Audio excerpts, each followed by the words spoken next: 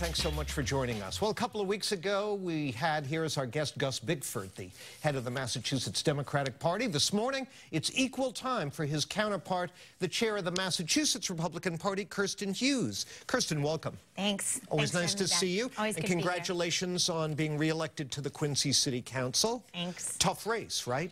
Yeah, this year was a slog, you know, but it was a great feeling to win, and I'm excited to be back to represent the folks in Quincy. Okay. We have a great city, and I'm excited to be a part of moving it forward. Well, congratulations to you. So let's get into it here. Just as we're taping here on Friday, many major figures in the Republican Party are calling for the GOP nominee for U.S. Senate in Alabama, Roy Moore, to step aside in the wake of multiple allegations of improper conduct with underage girls. Do you share that view, that he should step aside? I do. I think that that's certainly something that's extremely troubling, no matter what party you're a part of. But it's certainly this has distracted folks from the race at any, you know, at the bare minimum. I think that that's an important thing for him to do now. Well, you know, obviously there's been a lot of talk about sexual harassment, including locally here. Yvonne Abraham, the Globe columnist, did a couple of columns about sexual harassment claims up at the State House, all anonymous sources, no names being named, but nonetheless, have you ever experienced that? Sure.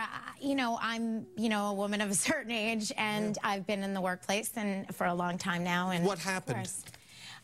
Well, you know, I mean, I've certainly experienced that type of behavior or inappropriate talk or things like that, you know, throughout my career. And I've worked in many different industries, not just politics, but it's certainly something that happens. Well, what do you think should be done to try to eliminate this behavior from, let's focus on the political culture here in Massachusetts? Well, I think you see them taking some important steps up at Beacon Hill, trying to re-educate, trying to talk about it, bring some regulations and some training back to the workplace. But this is definitely something that also involves, you know, people to be cordial, be reasonable, be human beings to one another, and be appropriate, treat people with dignity and respect in any, you know, office culture or setting. You know, when you think back on your harassers, do you think we're talking about just, you know, poor upbringing, you know, guys who were never taught how to behave, or is there something in the broader culture that facilitates this kind of behavior? No, I definitely think it's something in the culture. I think, you know, for some folks that is the case, but it's different for everyone. I think this is definitely a culture that accepts that behavior, that women are supposed to just kind of go along to get along. And I think that it's an important time to have the conversation to make sure that, you know, we're teaching younger girls now, women coming up in the workplace that don't put up with that. It's, again, I'm in a different generation. It was different 20 years ago. You didn't talk about it. You wanted to move forward. You wanted to advance. So I think this is an important conversation. It's a good time. Well, you have kids, right? 2 boys. 2 boys. Okay. When they're older, they're young still, right? Yes. When they're older, what will you tell them? What will you and your husband tell them about this? Well, you know, we teach in our house to be respectful and, again, treat everyone with dignity and treat them as you would want to be treated, regardless of who they are, man, woman, anything. And, you know, I was always taught as a child, as a woman, as a young girl, that I could be anything, do anything, and that I was just as good as my brothers or other, you know, boys in the class. So that wasn't something that was you know, ever discouraged for me to be my best. And we do that with the kids, and we tell them that all people should do the same, and again, should be treated with dignity. All right, we'll take a break and we'll shift gears here and talk a little bit about the upcoming races next year as we continue our conversation with the chair of the State Republican Party, Kirsten Hughes. Please stay with us. Welcome back. We're talking with Kirsten Hughes, the chair of the Massachusetts Republican Party. And, of course, 2018 is a big year in this state. We've got Elizabeth Warren up for re-election in the U.S. Senate, Charlie Baker up for re-election as governor. Let's talk about the U.S. Senate race. And first of all, full disclosure, my adult son, Barney, is a political consultant for a Philadelphia-based firm and is providing advice to the campaign of GOP candidate John Kingston, one of many candidates in that race.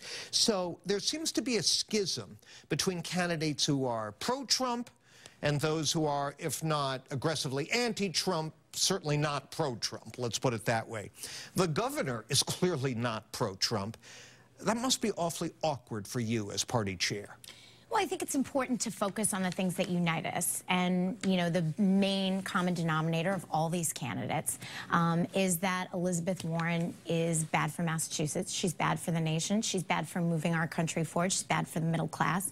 And I think that that's the one common denominator that unites all of the candidates, regardless of how they feel about certain issues or what the president thinks on certain topics. Well, the last poll I saw, President Trump's approval rating in Massachusetts was in the lower teens. I mean, you know, a red wine stain on your carpet is more popular than President Trump in Massachusetts. Inevitably, if one of these more pro-Trump candidates emerges as your nominee, Elizabeth Warren is going to run against Trump. Isn't that problematic for you?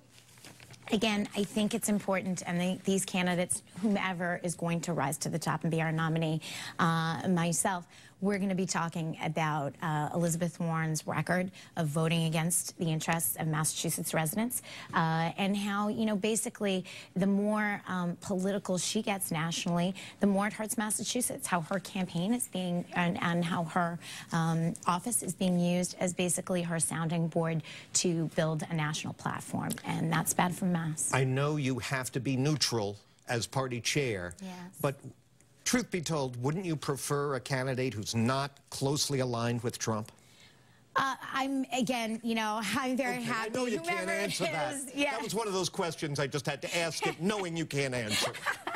Like that about you, John. All right, one last thing. We're running short on time here, but in the governor's race, right now, sitting here, what do you want to see emerge as the #1 issue in that race? Record, again, as I want it to be in the U.S. Senate race. I think the governor's record has been stellar. I think folks are very happy with how he's delivering for Massachusetts. And I think the governor's ability to get along with both sides, Republicans and Democrats, in the legislature is one to be heralded. And, you know, a lesson could be learned nationally from that. So I think that that's the important factor. That's what I want to be focused on, Governor Baker's record of achievement here.